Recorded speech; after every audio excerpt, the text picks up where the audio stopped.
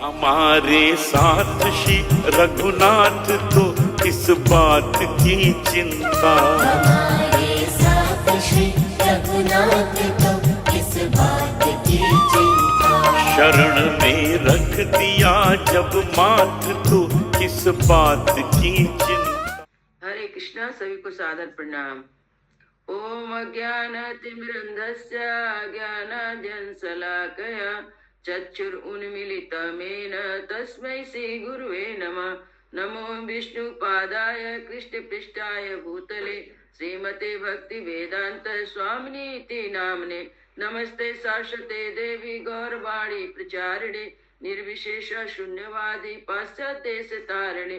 हे कृष्ण करुणा सिंधु दीन बंधु जगतपते गोपेश गोपिका कांता राधा कांता नमस्तुते। तप्त कांचन गौरांगी राधे वृंदावनेश्वरी विश्वानुसुते देवी प्रणमामि हरिप्रिये।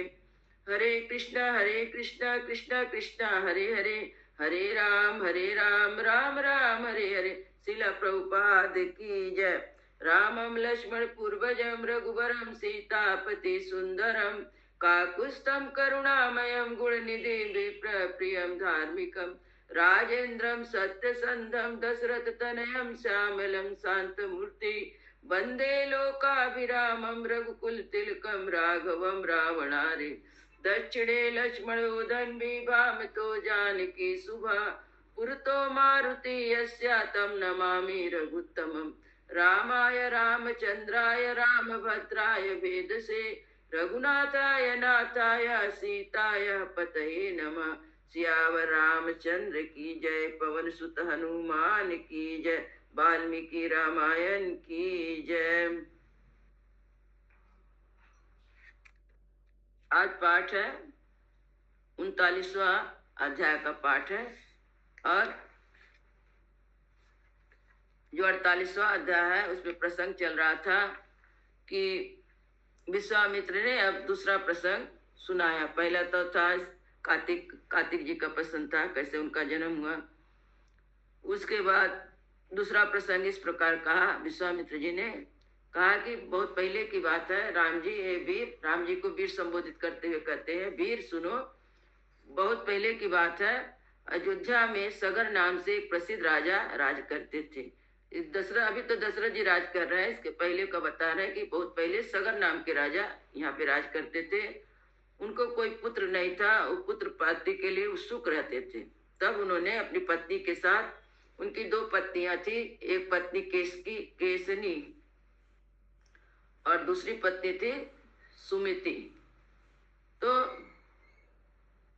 दोनों को लेकर तपस्या करने गए। एक पहाड़ के ऊपर, एक शिखर ऊपर तपस्या करने लगे। तो वहां पे महर्षि भृगु ने राजा को तब 100 वर्ष पूर्ण जाने के बाद तपस्या द्वारा प्रसन्न हुए। सत्यवादी श्रेष्ठ महर्षि भृगु ने राजा सगर को वर दिया। जब वो तपस्या से प्रसन्न हुए महाराज महर्षि भृगु, तो उन्होंने राजा को वर दिया।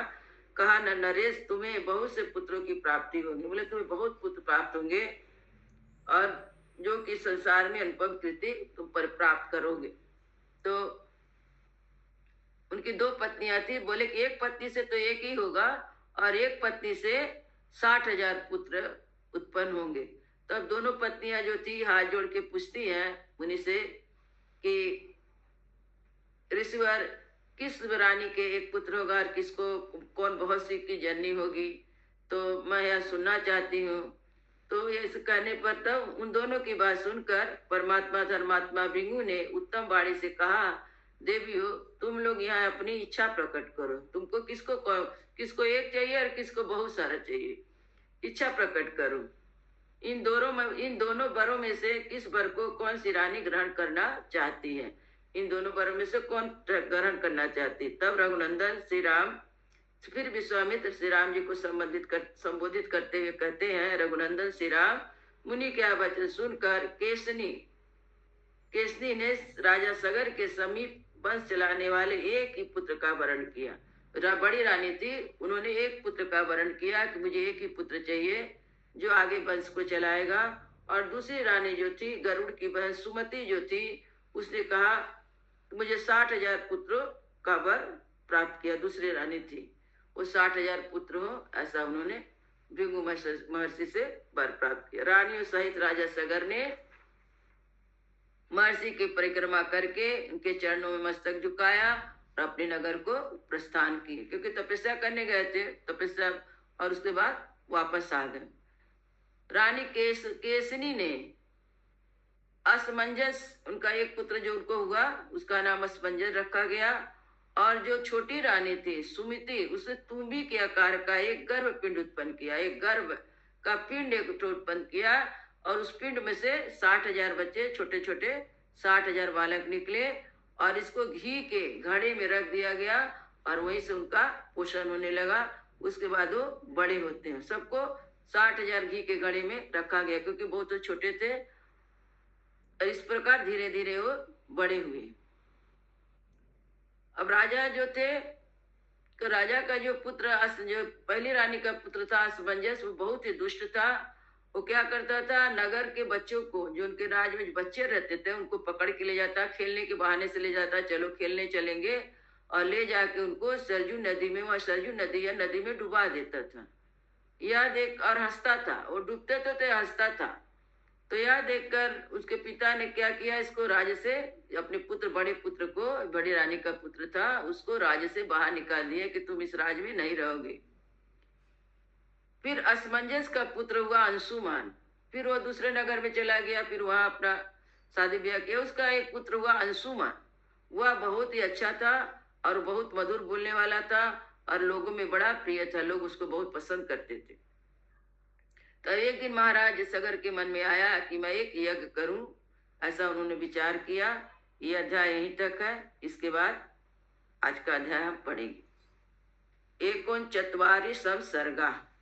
इंद्र के द्वारा राजा सगर के यज्ञ संबंधी अश्व का अपहरण, सगर पुत्रों द्वारा सारी पृथ्वी का भेदन तथा देवताओं का ब्रह्मा जी को यह सब समाचार बताना। अब महाराज यज्ञ, सगर यज्ञ कर रहे हैं, तो यज्ञ में जो घोड़ा है, उस घोड़ा को इंद्र ने चोरी कर लिया, और उसको खोजने के लिए जो 60,000 पुत्र थे जो जाते हैं, और यह सब समाचार देवता लोग ब्रह्मा जी को सुनाते हैं। इस पाठ में यही है। विश्वामित्र वचा श्रुत्वा कथायन्ते रघुनंदना, वाचा परम प्रीतो मुनि दीप्तिमिवानल। विश्वामित्र जी की कही हुई कथा सुनकर श्री रामचंद्र जी बड़े प्रसन्न हुए। उन्होंने कथा के अंत में अग्नितुल तेजस्वी विश्वामित्र मुनि से कहा, सो तुम इच्छामि भद्रम ते विस्तारणे कथामिमां, पूर्वजो में कथा ब्रह्मण यज्ञ वे समुपाहरत। आपका कल्याण हो, मैं इस कथा को विस्तार के साथ सुनना चाहता हूँ। मेरे पूर्वज महाराज सगर ने किस प्रकार यज्ञ किया। वो बोले क्योंकि मेरे पूर्वज, सगर महाराज मेरे पूर्वज है, उन्होंने किस प्रकार यज्ञ किया। तस्तत वचनम सुत्वा कौतूहल समन्विताः, विश्वामित्रस्तु काकुत्स्थं वाचा प्रसन्न इव। उनकी वह बात सुनकर विश्वामित्र को बड़ा कौतूहल हुआ। वे यह सोचकर कि मैं जो कुछ कहना चाहता हूँ उसी के लिए प्रश्न कर रहे हैं, जोर जोर से हंस पड़े। हंसते हंसते हुए से उन्होंने श्री राम से कहा, श्रूयतां विस्तरो रामा सगरस्य महात्मना, शंकर ससुरो नामानां हिमवानीति विश्रुता। बिंद पर्वत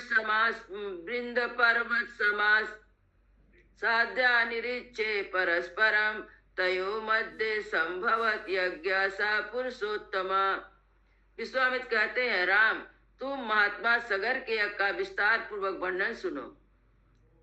फिर बोलते हैं, राम जी को ही बोलते, पुरुषोत्तम शंकर जी के ससुर हिमवान नाम से विख्यात पर्वत विंध्याचल तक पहुंचकर तथा विंध्य पर्वत हिमवान तक पहुंचकर दोनों एक दूसरे को देखते हैं। इन दोनों के बीच में दूसरा कोई ऐसा ऊंचा पर्वत नहीं है और दोनों के पारस्परिक संदर्शन में बाधा उपस्थित कर सके। दो पर्वत थे जो आपस में आते हैं। इन्हीं दोनों पर्वतों के बीच आर्यावर्त की पुण्य भूमि से का नुकसान हुआ। मैंने दो पर्वत थे, वहां उनके जो बीच की भूमि थी उसी भूमि में यज्ञ का अनुष्ठान किया गया। साई देशो नरव्याज्ञा प्रशस्तो यज्ञ कर्मिणा तस्यावाचर्यं काकुस्थं दृढ़धन्वा महारथ अंशुमान करोताता सगरस्या मते स्थिता। फिर विश्वामित्र बोलते हैं, पुरुष सिंह वही देश यज्ञ करने के लिए उत्तम माना गया है। ततात काकुस नंदन राजा सगर की आज्ञा से यज्ञिक अवश्य की रक्षा का भार सुधीर धंधर सुधीर धंधर महारथी अंशुमान ने स्वीकार किया। मतलब वो जो घोड़ा छोड़ा जाएगा उसको उसकी देखभाल की रक्षा अंशुमान ने की, जो उनके बड़े पुत्र का बेटा था, मन सगर राजा के पौत्र अंशुमान। तस्य पर्वणि ते यज्ञम यज्ञमान सवासवा राक्षसीं तनुमास्थाया यज्ञयस्वम अपहरत। परंतु पर्व के दिन यज्ञ में लगे हुए राजा सगर के एक संबंधी घोड़े को इंद्र ने राक्षस का रूप धारण करके चुरा लिया। परंतु जिस दिन यज्ञ पूरा होगा उसी दिन इंद्र राक्षस का रूप धारण करके आए, घोड़ा को चुरा के लेके चले गए। हियमाणे तु काकुस्ता तस्मिन् अस्वे महात्मना उपाध्याय गणा सर्वे यजमाना था ब्रुवन् अयं पर्वणि पेगेन यज्ञस्य अपनीयते हर्तारं जय काकुस्तं हयश्चोपनीयताम् यज्ञ छिद्रं भवेत् एतत् सर्वेषाम् अविश्वाय तथा क्रियतां राजन् यज्ञो छिद्रं तितो भवेत्। काकुस्थम विश्वामित्र संबोधित कर राम जी को, काकुस्थ महामना सगर के उस अश्व का अपहरण होते समय समस्त ब्राह्मणों ने यजमान सगर से कहा, ककुस नंदन आज पर्व के दिन कोई यज्ञ संबंधी अश्व को चुरा कर बड़े वेग से लिए जा रहा है। आप चोर को मारिए और घोड़ा वापस लाइए, नहीं तो यज्ञ विघ्न पड़ जाएगा और वह हम सब लोगों के लिए अमंगल का कारण होगा। राजा आप ऐसा प्रयत्न कीजिए जिससे यज्ञ बिना किसी विघ्न बाधा के परिपूर्ण हो।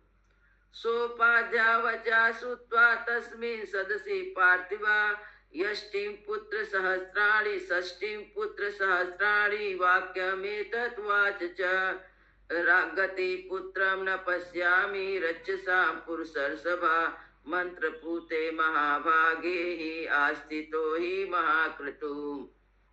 उस यज्ञ सभा में बैठे हुए राजा सगर ने ब्राह्मणों की बात सुनकर अपने 60,000 पुत्रों से कहा, पुत्रों यह महान यज्ञ वेद मंत्र से पवित्र अंतकरण वाले महाभाग महात्मा द्वारा संपादित हो रहा, अतः यहाँ राक्षसों की पहुंच हो ऐसा मुझे नहीं दिखाई देता। अतः अवश्य चुराने वाला कोई देव कोटि का पुरुष होगा। कह रहे हैं यहाँ पे जो इतना मंत्र पढ़ रहे हैं महात्मा लोग यज्ञ कर रहे हैं, यहाँ कोई राक्षस नहीं आ सकता, यहाँ पे कोई देवता ही चुरा के ले गया है, ऐसा सगर राजा अपने पुत्र को कह रहे हैं। तत्गच्छत विचिन्वद्यं पुत्र का भद्रमस्तु वे समुद्र मालिनी सर्वा पृथ्वी मनुगच्छया एकम योजनम पुत्रा विस्तारम अभिगच्छता यावत् तुरंग संदर्शा तावत् खनत मेदिनीं तामेव हरतारम मार्गमाणम ममाज्ञया।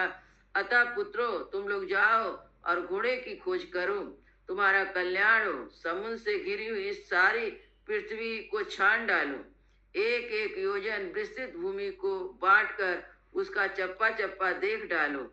जब तक घोड़े का पता ना लग जाए तब तक मेरी आज्ञा से इस पृथ्वी को खोदते रहो। इसे खोदने का एक ही लक्ष्य है कि उस अवश्य चोर को ढूंढ निकालना।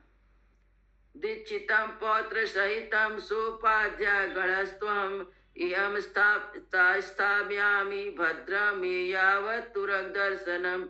मैं यज्ञ की दीक्षा ले चुका हूँ, अतः स्वयं उसे ढूंढने के लिए नहीं जा सकता। इसलिए जब तक उस अश्व का दर्शन ना हो तब तक मैं ब्राह्मणों और पौत्र अंशुमान के साथ यहीं रहूंगा। उन्होंने कहा कि तुम लोग 60,000 पुत्रों को कहा कि तुम लोग जाओ और पौत्र अंशुमान और जो ब्राह्मण लोग हैं उनके साथ मैं यहीं रहूंगा, क्योंकि मैं यज्ञ का दीक्षा ले चुका हूँ यज्ञ करने का। अब मैं यहाँ से कहीं और जगह नहीं जा सकता। ते सर्वे रिष्ट मन से राजपुत्रा महाबला जगमुर्महीतलम रामम पृथुवचनम यंत्रिता। श्री राम पिता के आदेश रूपी बंधन से बचकर वे सभी महाबली राजकुमार मन ही मन हर्ष का अनुभव करते हुए भूतल पर विचरने लगे। योजनायाम विस्तारम एक एको धरणी तलम विभूति पुरुष व्याघ्या वज्र स्पर्शे समेहि भुजेहि। सारी पृथ्वी का चक्कर लगाने के बाद भी उस अश्व को ना देखकर उन महाबली राजपुत्रों ने प्रत्येक के हिस्से में एक एक योजन भूमि बंटवारा करके अपनी भुजाओं द्वारा उसे खोदना आरंभ किया। उनकी उस भुजाओं का स्पर्श पाकर ब्रज के स्पर्श से बड़ी दुस्साह था। शूले ही सनिकल्पश्चे हलेश्चापि सुधारुणे विद्यमाना वसुमती ननादम रघुनंदन। अब विश्वामित्र जी राम जी को कर रघुनंदन वसुमती। उस समय ब्रज तुल शूलों और अत्यंत दारुण हलो द्वारा सब ओर से विदीर्ण की जाती हुई वसुधा अर्धनाद करने लगी। मनुष्य पृथ्वी माता अर्धनाद करने लगी। नागानां बध्यमानानां सुराणां च राघवा राक्षसानां दुराधर्षं सत्त्वानां निनदो अभवत्। रघुवीर उन राजकुमारों द्वारा मारे जाते हुए नागों असुरों राक्षसों दूसरे प्राणी का भयंकर अर्धनाद गुजने लगा। योजनानां सहस्राणि षष्टि तु रघुनंदना विविधुर्धर्षणी रामा रसातलमनुत्तम। रघुकुल को आनंदित करने वाले श्री राम उन्होंने 60,000 योजन की भूमि खोद डाली और मानो वे सर्वोत्तम रसातल का अनुसंधान करने जा रहे हों। ऐसा उन्होंने भूमि को न बहुत खोद डाला और जैसे लग रहा था कि वो नीचे जा रहे हैं, नीचे रसातल को जा रहे हैं। एवं पर्वत संवादा जम्बू दीपे निपात्मजा खनतो निर्शार्दूला सर्वता परिचक्रमु। फिर विश्वामित्र राम, क्योंकि राम जी को ही सुना रहे थे कथा, इसलिए उनका संबोधित बार बार करते हैं। निप्रशेष राम इस प्रकार पर्वत से युक्त जम्बू द्वीप की भूमि खोदते हुए राजकुमार सब ओर से चक्कर लगाने लगे। घूम घूम के लोग खोजते खोजते चक्कर लगा रहे थे। ततो देवास गंधर्वास सुरास पन्नगा सम्भ्रातम मनसा सर्वे पितामहमुपागमम्। इसी समय गंधर्व असुरों नागों सहित संपूर्ण देवता मन मन घबरा उठे और ब्रह्मा जी के पास आए। ते प्रसाद्या महात्मानं विषणा वदनस्तथा ऊचु परम संत्रास्ता पितामहमिदं वचा। उनका मुख विषाद छा रहा था, वे भय से अत्यंत संत्रस्त थे। उन्होंने महात्मा ब्रह्मा जी को प्रसन्न करके इस प्रकार कहा। भगवान पृथ्वी सर्वा खन्यन्ते सागरात्मजेहि वहश्च महात्मानो बंधन्ते जलचारिणा। भगवान सागर के पुत्र सारी पृथ्वी को खोद डालते हैं और बहुत सी महात्माओं तथा जलचरों जीवों का वध कर रहे हैं। अयम यज्ञ हरोस्माकं नेना अस्वय उपनीयते इते ते सर्वभूतानि हिंसन्ति सगरात्मजा। यह हमारे यज्ञ में बिग डालने वाला ऐसा हमारा अश्व चुरा ले जाता, ऐसा कहकर वे सागर के पुत्र समस्त प्राणियों की हिंसा कर रहे हैं। इत्यर्थे श्रीमद् रामायणे वाल्मीकि आदि काव्ये बालकांडे 39 सर्गः। इस प्रकार वाल्मीकि निर्मित अर्ष रामायण आदि काव्य के बालकांड में 39वां सर्ग पूरा हुआ। मंगल भवनय मंगलहारी प्रभु दशरथ अजीर बिहारी। राम सिया राम जय जय राम। राम सिया राम जय जय राम। श्याम रामचंद्र की जय। पवन सुत हनुमान की जय। सभी संतन की जय, सभी भक्तन की जय। जय जय सीताराम।